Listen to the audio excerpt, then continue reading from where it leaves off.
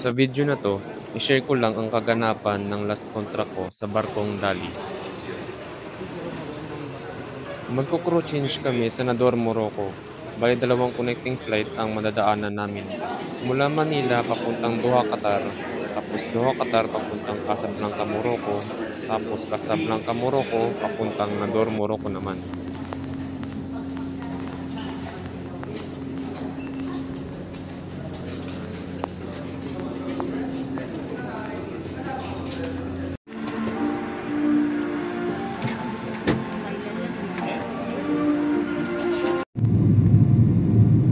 Mula Manila papuntang Doha, Qatar ay aabutin ng mahigit 6 na oras ang biyahe. Umalis kami ng Manila ng 1:00 hapon, tapos darating naman kami ng Doha, Qatar ng gabi na.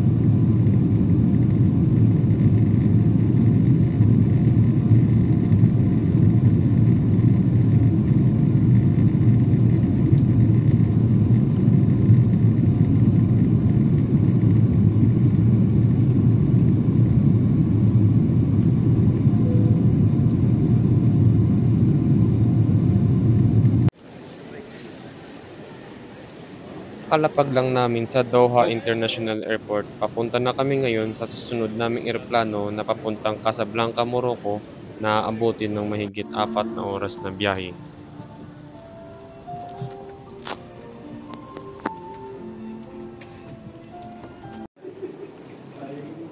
Kalapag naman namin ng Casablanca ay agad na kaming tumungo sa susunod na flight namin papuntang Nador, Morocco na aabutin ng 1 oras na biyahe. Terminal 1.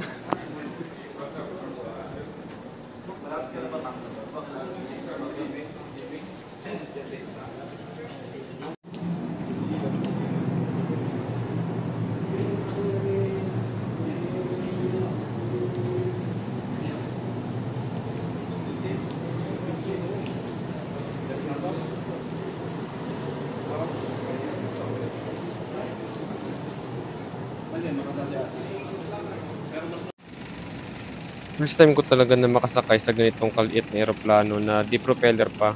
Medyo kinabahan ako dito ng konti eh. Lalo na nang lumipad to dahil napakagalaw nito sa ere.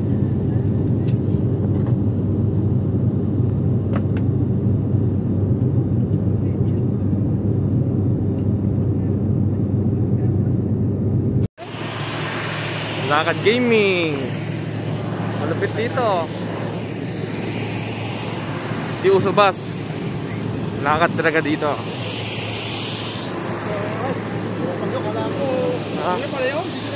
Video.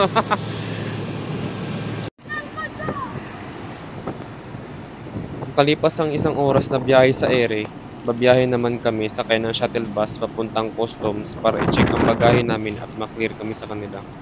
Bago kami kanina makaalis ng airport, halos 1 oras mahigit din kami nag-antay sa immigration sa airport. Dahil sa dami naming pasahero, isa lang ang nag-check sa amin lahat na pasahero kaya grabe tagal namin nag-antay sa immigration.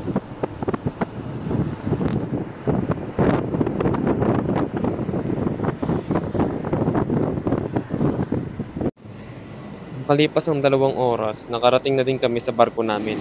Yung 2 oras na yun ay kasama na dyan ang oras ng biyahe at oras ng pagproseso namin sa customs. Grabe talaga. Grabe ang pogi oh. Pauwi na oh.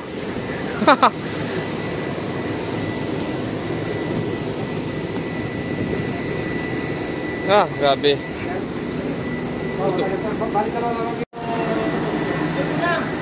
Oh, yun oh.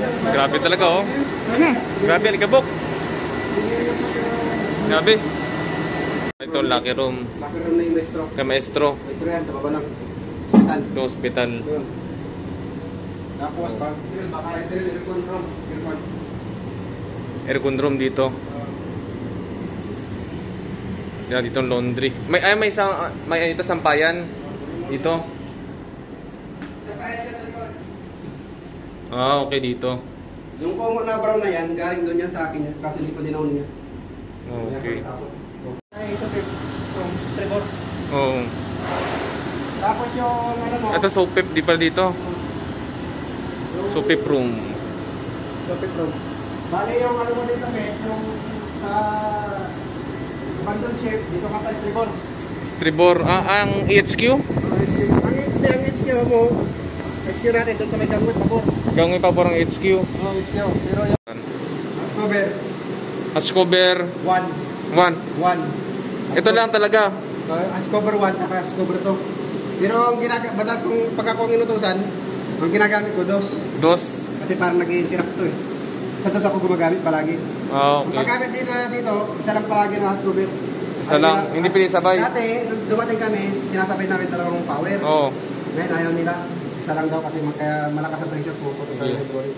Dito, building. Itong air compressor. Ganda. Bago. Malakas tong air na to. Malakas ang... Eh, nakaw na siya. Patakin mo lang to. Yan. Okay. Nabuhat. Pag yun mo siya, tanggalin mo yung nut mo para mas maganda masigar niya. Start, stop to. Kaya ganito. Hintayin, di ba tumutunog na siya? Oo. Dito. Start. Yan, nag-start na yan. Oo. Siyempre na. Kasi meron naman yan, mag-download siya. No? Mag-download yung, ano niya, yung total load niya. Ngayon, pagka kumandar na siya, buksan mo na dito. Pag kumandar na siya, Buksan mo dito. saan na dyan? Ito, open. Oo. Cancel. Dapat to dito, tignan mo. Diba dapat cancel. Buksan na ito yung bukas niya. Oo. Narin ito yung mga IP. Yan. Dapat ito yung nakatutok dito. Oo. Hindi yung ito. Pag open, ganito to. Maririnig mo naman dyan, papasok yung hangin eh. Oo. Okay. Tapos dito yung indicator gauge niya. Indicator Yan, gauge. meron na yan, indicator gauge ng hangin. Laman niya to naman, di ba? Naman niya yan. Okay. Tapos pagka gusto nyo i-drain, dapat yan dito lang. Okay. Gulat ako dun Sinabing gamit kayo ng rusty bus. Ito. Ano yan? Pag naman ang kalawag yan, pero bahira natin gagawin yan. Parang ano, yung scaling machine yan? Meron din pala kayong, high pressure yan. Ako palagi gumagamit ito sa sindane. Ako ang nag-aalaga dyan eh. Tawad-tawad, turo ko sa ito. Kasi mahirap na mahirap panda rin to. Okay pa ba ito? Wala kalawang na. Oo. Ang problema dito, mate, nakarekta to. Sira na to, wala na to. Nakarekta to ngayon. Isaksak to sa mas house. Meron doon, may 500 nandyan. Dito makikita mo, isa lang yung saksakan. Wala nang on-off pala dito. Wala na, sira na yan. Hindi ako Diretso power na yung pagkasaksak mo? Oo. Kasi, pero inod na nila ng pisa, hindi pa nila kinakabit. Ang problema dito, may tagas. Yan, tagas na niya. Hindi nila tinitignan. Kaya ang gawin mo dito, lalo na pagka may operation kayo mga 2 araw, i-check mo yung langis niya. Kasi ako yung nag-check naman, minsan nakakalimutan ng mga ibig yung langis nyo. Baka masira, wala kayong magamit. Saan pa nang mag-check? Ito. Kaka-refill ko lang ito nakaraan. May salamin din siya dito kung may langis na. Makikita mo, oo. Yung pagdagdag dito, hanggang dito siya. Ay, kagaya dyan, yung langis niya nandito lang. Yung nakaraan dito, wala na kayong makagilap. Hanggang dito yung langis niya dapat. Hanggang dyan dapat. Hanggang dyan. Hanggang dito dapat. Ngayon, pag ibalik mo, basta punasan mo siya bago mo siya, punasan mo, saka mo, may suka. Kasi madalas, baka ikaw yung murahan sa taas ba? Oo. Siyempre si Kalili, hindi pa yan ititiwala eh. Pulunan siya, kaya kailangan sakalin mo. Para Dito sa San Forecastle, sinasaksakin din dito. May 550 di 550 yan, di ba? Oo, sa Masaus lang to. Ha? Sa Forecastle wala, sa puro Forecastle na ay sa Masaus. Lahat ng mas house meron. O meron. 1, 2, 3, 4, 5. Pero ang ginagawa namin dyan, cross deck ng 1, 2, saka cross deck ng 3, 4.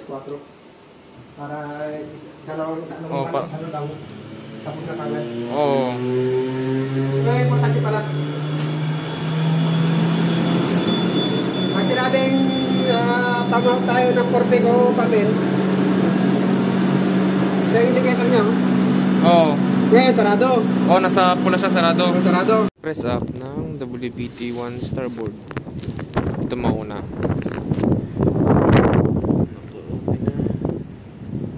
So yun, kakaalis lang namin Senador Morocco, papuntang Burgas, Bulgaria.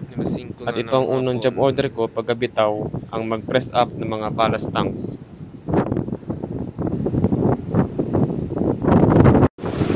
Press up na. Ballast exchange. Part, paano part? Quite part. Puno naman ang lahat ng tangke kaya mabilis na kami natapos. Natapos kami ng alas 7 na ng gabi sa pag-press up.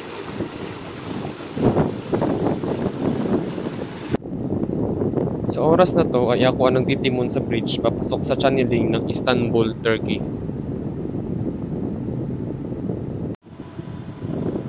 Pagdating namin ng Burgas, Bulgaria ay agad namang nakapasa ang bodega namin dahil last cargo ng barko namin ay grains. Tapos ang ikakarga din namin ngayon ay grains din ulit.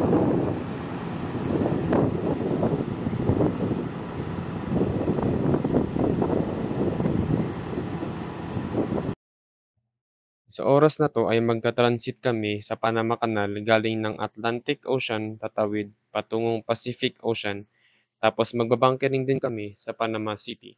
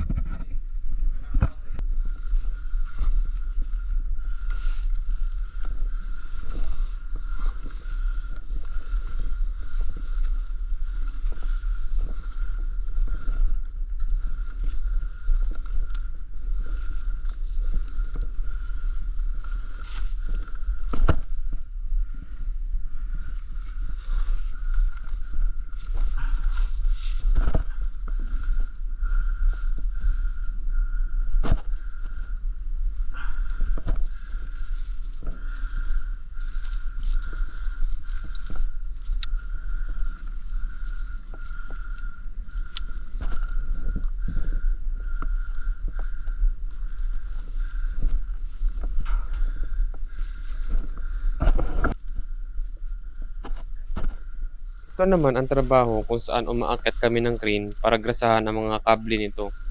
At para ma-check na din kung may sugat ang mga kable ng crane para kung sakaling may sugat na ay mapalitan na ito agad. Para maiwasan na din ang disgrasya at pagka-delay ng discharging o loading operation sa port. Siyempre ang barko pag nasa puerto ay bayad to ang kada oras na pananatili sa pantalan na kung sakali na maputulan man kami ng kable ng crane habang nasa pantalan ay katakot-takot na delay at off-hire ang mangyayari sa barko namin na kung saan ay ikakagalit naman ng owner ng barko.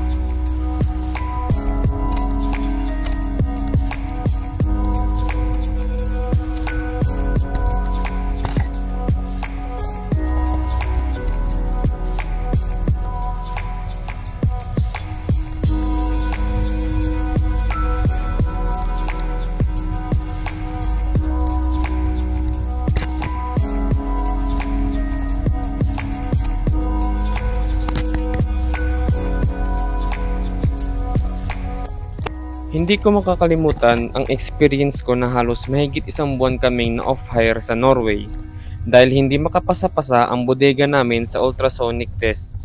Magtrabaho kami ng mula 7 AM to 10 PM araw-araw.